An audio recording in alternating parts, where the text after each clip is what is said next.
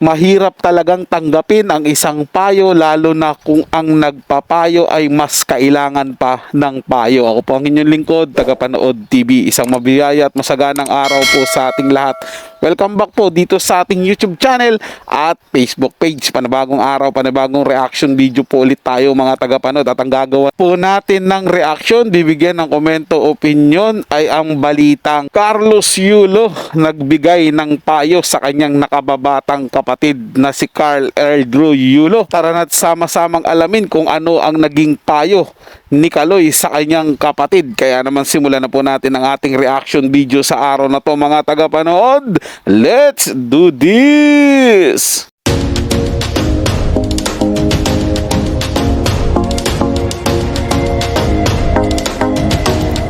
Nahingin nga si two-times gold medalist ng payo na maibibigay nito sa kapatid na si Eldrew Yulo na kung saan ngayon ay pinag-uusapan na naman sa social media. Mukhang tila matagal-tagal pa bago mabawi nitong si Carlos Yulo ang mga negative na feedback na paningin sa kanya ng mga netizen.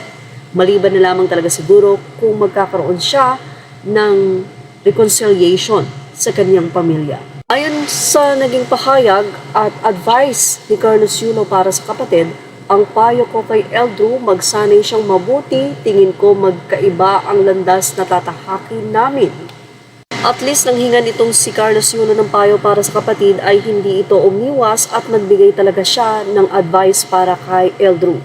Pero tila hindi nga nagustuhan ito ng mga netizen dahil sa pamilya niya na tila inabandona na nga ng husto ni Carlos Yulo. Kaya naman ang say ng mga netizen, akala ko ang advice niya mag-practice mabuti at nag-champion ka, hanap ka ng GF tapos lumayo ka sa magulang natin at huwag tumulong. Well, ibang mga netizen, narito pa ang kanilang naging say sa advice ni Carlos. Talagang magkaiba ang landas nyo, siya mapagmahal sa magulang, ikaw walang pagmamahal sa magulang. Kung kailan pwedeng makatulong doon, iniwan ng pamilya. Sarili lang ang inintindi, kaya talagang magkaiba kayo at madalang na anak ang kaugali mo. Sana magbasa ka ng mga sinasabi sa iyo nang malaman mo ang pagkakamali mo. Sa ipa ng ilang netizen, mas may magandang landas ang kapatid mo kaysa sa iyo suwain. Sarili mo dapat ang payuhan mo.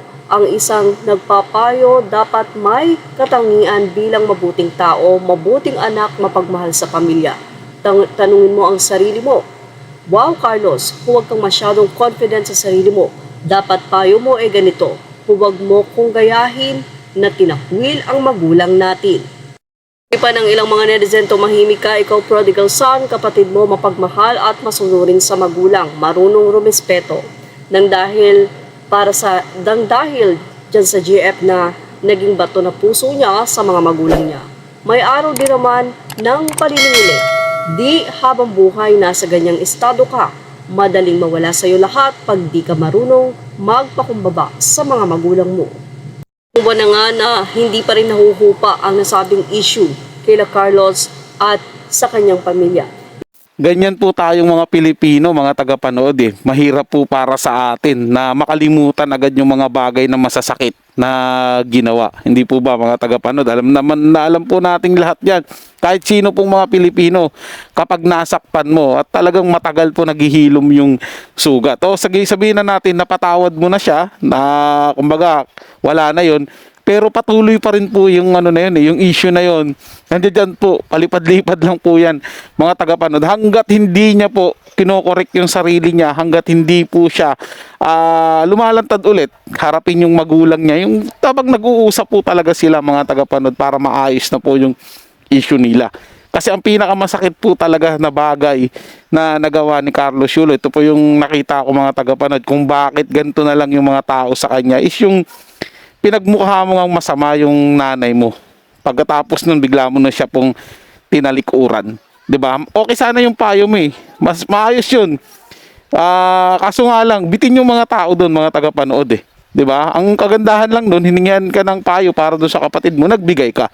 Pero ang mas mainam sana yun, kung yung payo mo is kasama din yung sa magulang na wag mo nang gayahin kung ano man yung nangyari sa amin ni mama, sa amin dalawa ni mama. Iba yung sa inyo, iba yung sa amin. May mga bagay na kami lang makakaintindi. Mga ganun po mga tagapanood. Siguro baka mas maunawaan pa po ng mga tao yun. Di ba mga tagapanood? Pero dahil nga po, iba to Carlos Yulo po yan, mga tagapanood kaya siguro talagang yung nararamdaman ng mga taong naiinis po sa kanya, ganun na lang po talaga. Kaya kada siguro galaw ni Carlos Yulo ngayon, may masasabi po talaga sila. So yun lang po mga tagapanood, nagustuhan nyo po yung ating talakayan sa araw na to. At kung kayo bago lang po na napadaan dito sa ating channel, huwag nyo po sanang kalimutan na mag-subscribe. Hit nyo na rin po notification bell para lagi po kayong updated sa mga bago pang video na ating ilalabas. Share, like, and comment din po kayo mga tagapanood. Atin yung babasahin at pupusuan. So hanggang sa muli po, ito yung Tagapanood TV. Komento at opinion lamang. Wala pong personalan. Paalam po at mabuhay po kayong lahat.